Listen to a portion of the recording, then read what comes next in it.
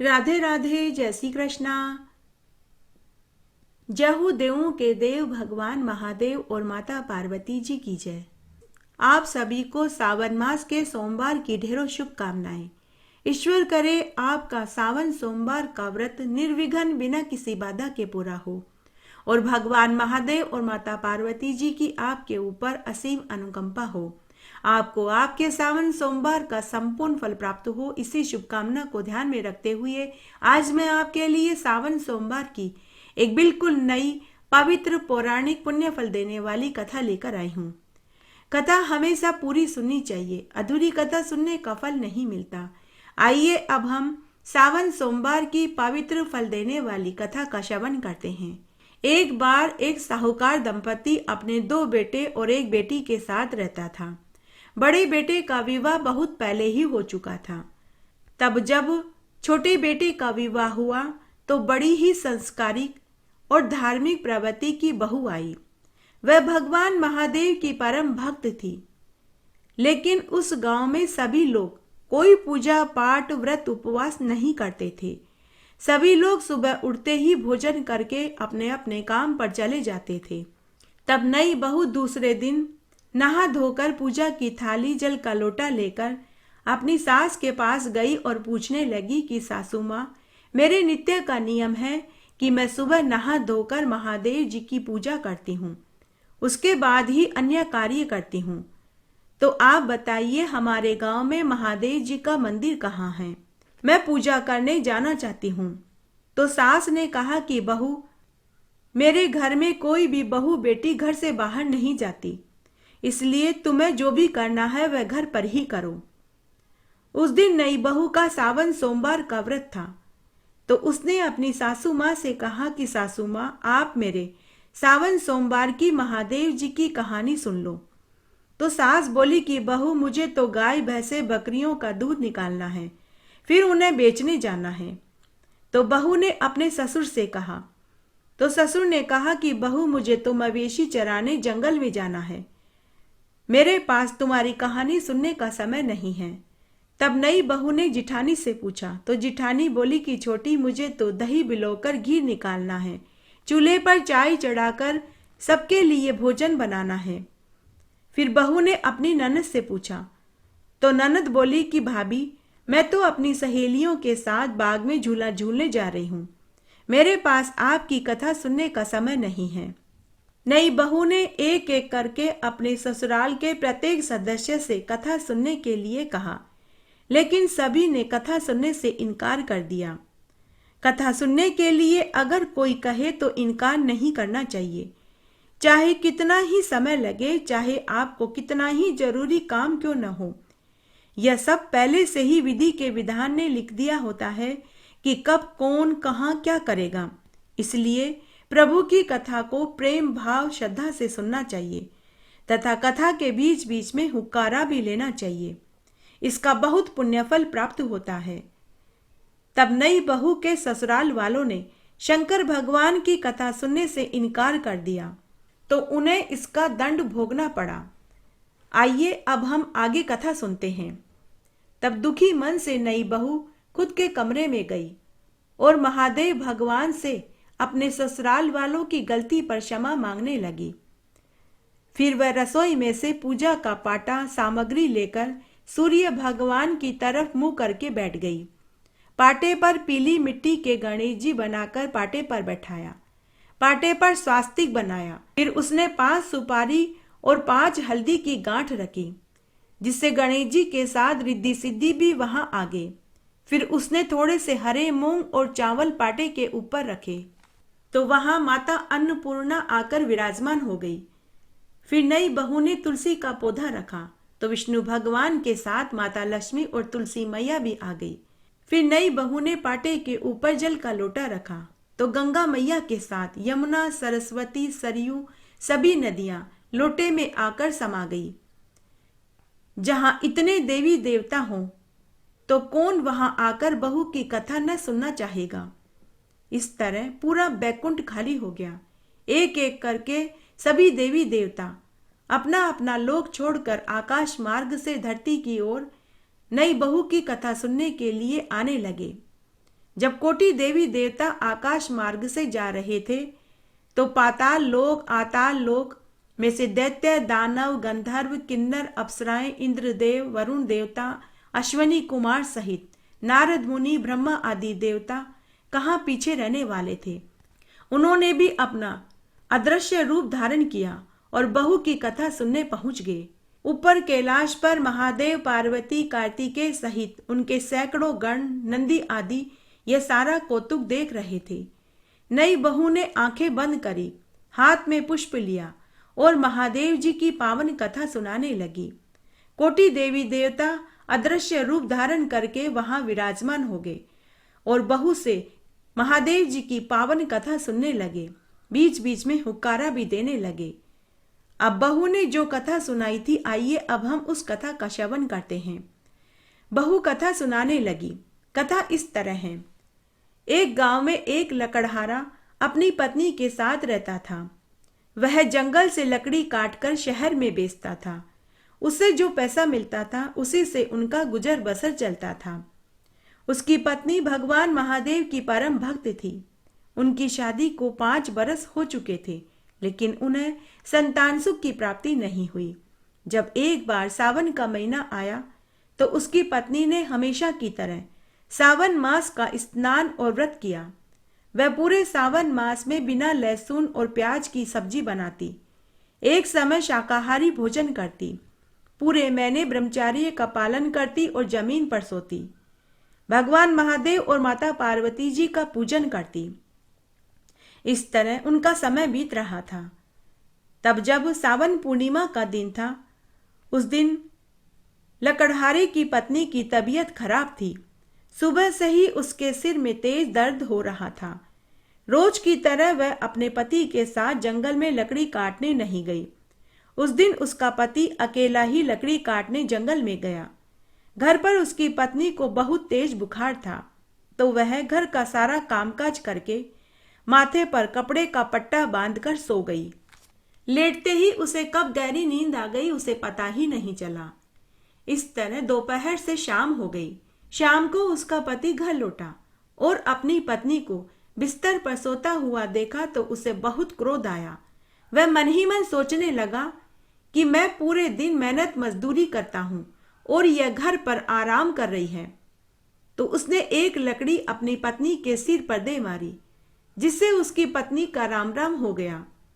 सावन मास का व्रत करने और महादेव जी का पूजन करने के फल से वह अगले जन्म में एक राजा के घर जन्म लिया। समय बीता, जब वह विवाह लायक हुई तो इसे संयोग ही कहे कि वह अपने पूर्व जन्म के गांव में ही एक राजा की रानी बनकर आई और राजमहल के सुख भोगने लगी। तब एक दिन राजकुमारी महल के झरोके में अपनी दासियों के साथ बैठी हुई थी कि तभी शाम के समय उसके पूर्व जन्म का लकड़हारा पति लकड़ी का गट्ठर लेकर महल के नीचे से गुजरा। वह अब बहुत बुढ़ा हो चुका था। उसे देखते ही राजकुमारी को अपना पूर्व जन्म याद आ गया। शायद यह उसके अच्छे पुण्य का ही फल था कि उसे अपने पूर्व जन्म की सभी बातों का स्मरण हो आया। लेकिन राजकुमारी ने अपने मन की बात महल में किसी से नहीं कही। अब राजकुमारी रोज उस लकड़हारे को देखने के लिए शाम के समय झरोके में आकर बैठने लगी। तब एक दासी को राजकुमारी के ऊपर शक हो गया। उसने यह बात राजा को बता दी। राजा क्रोधित होते हुए अपनी राजकुमारी से सच्चाई पूछने लगा और बोला कि हे राजकुमारी, सच सच बताओ, तुम क्यों रोज उस लकड़हारे को देखती हो? राजकुमारी ने राजा से कहा कि महाराज, शायद आप मेरी बात पर यकीन न करें, लेकिन मैं आपके प्रति ईमानदार हूं और पतिव्रता हूं। चाहे तो आप मेरी अग्नि परीक्षा लेकर देख सकते हैं। मेरे मन में कोई कुत्सित विचार नहीं आया। फिर रानी ने राजा को अपने पूर्व जन्म वाली पूरी सच्चाई बता दी। साथ ही उसने यह भी बताया कि मेरी मृत्यु सावन पूर्णिमा के दिन मेरे पति के द्वारा सिर पर लकड़ी मारने से हुई थी। आप चाहें तो यह बात लकड़हारे से पूछ सकते हैं। राजा ने रानी से कहा कि हे रानी, अगर यह सच नहीं निकला तो मैं तुम्हें फांसी की सजा दे दूंगा। तो राजकुमारी ने कहा कि हे महाराज, अगर आपकी बात में सच्चाई निकली तो आपकी तलवार और मेरा सिर हाजिर है। तब दूसरे दिन राजा ने लकड़हारे को महल में बुलाया और पूछा कि बताओ, तुम्हारी पत्नी कब और कैसे मरी? सच सच बताना, नहीं तो मैं तुम्हें कठोर दंड दूंगा। लकड़हारा मन ही मन सोचने लगा कि सच बताने पर भी राजा दंड देगा, झूठ बोलने पर भी सजा मिलेगी। तो लकड़हारे ने राजा को पूरी सच्चाई बता दी। सच्चाई सुनकर राजा को भी महान आश्चर्य हुआ। उसके बाद राजा ने लकड़हारे को जाने दिया। फिर राजा ने अपनी रानी से पूछा कि हे रानी, तुमने पूर्व जन्म में ऐसा क्या पुण्य किया जिससे इस जन्म में न केवल तुम्हें मनुष्य की योनि मिली, वरन तुम एक राजा के घर जन्मी और मेरी रानी बनी। साथ ही तुम्हें तुम्हारे पूर्व जन्म की सभी बातें भी याद हो आई। तो रानी ने सावन मास का स्नान, व्रत और महादेव जी और पार्वती जी का पूजन करने वाली बात बताई। तब राजा ने कहा कि हे रानी, इस बार जब सावन का महीना आएगा तो हम भी जोड़े के साथ सावन मास का स्नान, व्रत, पूजन और दान पुण्य करेंगे। तब उसके बाद जब सावन मास का महीना आया तो रानी के साथ राजा ने भी सावन मास में स्नान, व्रत और पूजन किया और खूब दान पुण्य किया, जिससे उन्हें हर जन्म मनुष्य का जन्म मिला और हर जन्म में महादेव जी की भक्ति करने का सुख प्राप्त हुआ। बोलिए देवों के देव भगवान महादेव और माता पार्वती जी की जय। इस तरह नई बहू की कथा सुनने के बाद सभी कोटि देवी देवता नई बहू को ढेरों आशीर्वाद देकर अपने अपने लोक को चले गए। इस तरह नई बहू का आधा सावन निकल गया। वह रोज इसी तरह कथा सुनाती और उसकी कथा सुनने के लिए कोटि देव देवता अदृश्य रूप धारण करके उसके पास कथा सुनने आने लगे। तब धीरे धीरे भगवान महादेव की कथा न सुनने के शाप का असर नई बहू के सास, ससुर, पति, जेठानी व ननद सभी को दिखने लगा। उनके सभी मवेशियों ने दूध देना बंद कर दिया। खेतों में खड़ी फसल जल गई। मवेशी बीमार पड़ गए। अब जब मवेशी ही बीमार पड़ गए तो उन्होंने दूध देना बंद कर दिया। तो ससुर कहां से जंगल में मवेशी चराने जाए और सास कहां से गाय भैंसों का दूध निकाले, और जब गाय भैंसों ने दूध ही नहीं दिया तो जिठानी कहां से बिलोवना करे। सभी का काम खत्म हो गया। सास, ससुर, जेठानी सब उदास बैठे हुए थे। उनके पास कोई काम ही नहीं बचा। घर में उदासी का वातावरण छा गया। तो ननद कैसे अपनी सहेलियों के साथ झूला झूलने बाग में जाती। घर के सभी सदस्य एक जगह उदास बैठे हुए थे। उस दिन बहू का तीसरा सोमवार का व्रत था। तब नई बहू ने अपने सास, ससुर, जेठानी, ननद सभी से उनकी उदासी का कारण पूछा। तो उन्होंने पूरी बात बताई। तो नई बहू बोली कि आप मेरे महादेव जी की कथा सुने, आपके सभी दुख कष्ट दूर हो जाएंगे। भगवान शंकर सबकी मनोकामनाएं पूरी करते हैं, वे आपकी भी पूरी करेंगे। तो वे सभी बोले कि अगर तुम्हारा कहना सच हुआ तो हम भी तुम्हारे साथ सावन मास का स्नान और व्रत करेंगे। तब बहू ने पूजा की तैयारी करी। कोटि देवी देवता अदृश्य रूप धारण करके बहू की कथा सुनने आ गए। तभी नई बहू के सास, ससुर, जिठानी और ननद भी आकर बैठ गए। बहू ने सबके हाथ में पुष्प दिए, खुद ने भी अपने हाथ में पुष्प रखे और वह महादेव जी की पावन कथा सुनाने लगी। जब बहू कथा सुना रही थी तो उसके चारों तरफ एक अलग ही चमकदार रोशनी फैली हुई थी। उसके चेहरे पर अलौकिक तेज चमक रहा था, जिसे उसके ससुराल के सभी लोगों ने देखा, लेकिन वे चुप रहे, कुछ नहीं बोले। थोड़ी देर के बाद कथा का विसर्जन हुआ। कोटि देवी देवता नई बहू को ढेरों आशीर्वाद देकर पुनः अपने अपने लोक को चले गए। परिवार के सभी सदस्य भी अपने अपने काम में लगे। शाम होते होते सभी मवेशी चुस्त तंदुरुस्त हो गए। एक एक मवेशी ने बाल्टी भर भर कर दूध दिया। उधर खेतों में जहां पहले फसल जलकर राख हो गई थी, वहां एक ही दिन में हरी भरी फसल लहलहाने लगी। ये दो दो चमत्कार देख नई बहू के सास, ससुर, जिठानी, ननद आश्चर्य में पड़ गए। वे सभी बहू के चरण पकड़कर उससे माफी मांगने लगे। तो बहू बोली कि माँ बाबूजी, उल्टी गंगा नहीं बहती, मैं आपके चरण लगूंगी, आप महादेव जी और माता पार्वती जी के चरण पकड़िए। उसके बाद नई बहू के ससुराल वाले भी सावन मास का स्नान, व्रत और पूजन करने लगे और भगवान महादेव और माता पार्वती जी की कथा कहानियां बहू से सुनने लगे। इससे वे सभी इस जीवन के सुख भोग कर मरने के बाद शिवलोक को प्राप्त हुए। बोलिए देवों के देव भगवान महादेव और माता पार्वती जी की जय। कथा सुनने के बाद महादेव जी की आरती जरूर सुननी चाहिए। आइए अब हम भगवान महादेव जी की पवित्र पौराणिक आरती को सुनते हैं। शीश गंग अर्धंग पार्वती सदा विराजत कैलासी, नंदी भंग नृत्य करत है गुण गावत शिव की दासी। शीतल मंद सुगंध पवन भय बैठे हैं शिव अविनाशी, करत गान गंधर्व सप्त सुर राग रागनी सब गाती।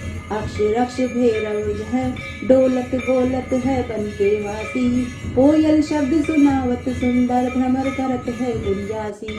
कल्प वृक्ष अरु पारिजात कह लाग रहे हैं लक्षवासी, सूर्यकांत सम पर्वत शोभित चंद्रकांत नवमी मासी। चौर तूलित फलत फुलत है पुष्प चढ़त है वर्षासी, देव मुनि जन की भीड़ पड़त है निगम रहत जो नित गासी। ब्रह्मा विष्णु का ध्यान धरत है कछु शिव हमको परमासी, रिद्धि सिद्धि के दाता शंकर सदा आनंद के सुख राशि। जिनके सुमिरन सेवा करते टूट जाए यम की फांसी, त्रिशूल धर का ध्यान निरंतर मन लगाए कर जो ध्यासी। दूर करे विपदा शिव तिनकी जन्म सफल शिव पद पासी, कैलाशी काशी के वासी अविनाशी प्रभु सुध लीजो। सेवक जान सदा चरणन को अपनो जान दरस दीजो। तुम तो प्रभु हो सदा सयाने मेरे ओ गुण सब ढकियो, सब अपराध क्षमा कर शंकर किंकर की विनती सुनियो। शीश गंग अर्धंग पार्वती सदा विराजत कैलासी, नंदी भृंग नृत्य करत है गुण गावत शिव की दासी। तुम तो प्रभु हो सदा सयाने मेरे ओ गुण सब ढकियो, कैलाशी काशी के वासी अविनाशी प्रभु सुध लीजो। सेवक जान सदा चरणन को अपनो जान दरस दीजो। तुम तो प्रभु हो सदा सयाने मेरे ओ गुण सब ढकियो, सब अपराध क्षमा कर शंकर किंकर की विनती सुनी हो। इस तरह आज मैंने आपको सावन सोमवार की एक अनसुनी प्रामाणिक कहानी सुनाई। आशा करती हूँ इस कहानी को सुनने का आपको अक्षय फल जरूर प्राप्त होगा। आपसे एक करुण रिक्वेस्ट है कि अगर आपको यह कहानी अच्छी लगे तो इसे ज़्यादा से ज़्यादा लाइक करें, अपने दोस्तों रिश्तेदारों में जरूर शेयर करें ताकि उन्हें भी सावन सोमवार की अनसुनी कहानी सुनने का पुण्य फल प्राप्त हो। मेरे साथ बने रहने के लिए आपका धन्यवाद। आगे आने वाली कथा कहानी के लिए भी आप इसी तरह मेरे साथ बने रहें। धन्यवाद।